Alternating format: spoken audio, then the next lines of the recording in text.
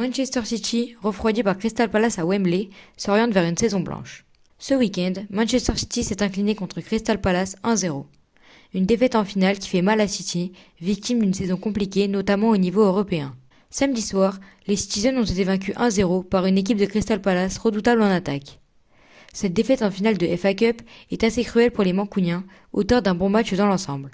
Ils ont proposé plusieurs choses qui n'ont malheureusement pas abouti, contrairement aux Glazers qui sont parvenus à ouvrir le score à la 15e minute sur leur première occasion grâce à Eze. La possession est à 78-22 en faveur de City, la preuve que cette équipe a clairement dominé la partie.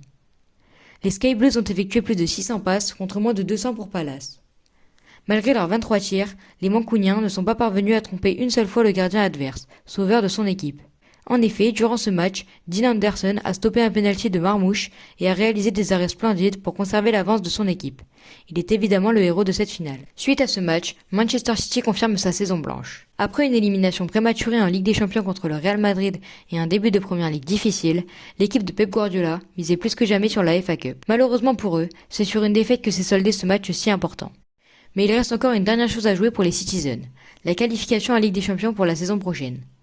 Actuellement 6ème de Première Ligue avec un match de moins, City a encore la possibilité de gagner des places au classement pour rêver à une potentielle qualification auprès des plus grandes d'Europe. C'est-à-dire que si les Mancuniens arrachent la victoire contre Bournemouth à domicile et qu'ils font de même à Fulham dimanche, alors ils pourraient s'assurer la Champions League. Rien n'est encore fait pour Manchester, sans doute affecté par le proche départ de Kevin De Bruyne.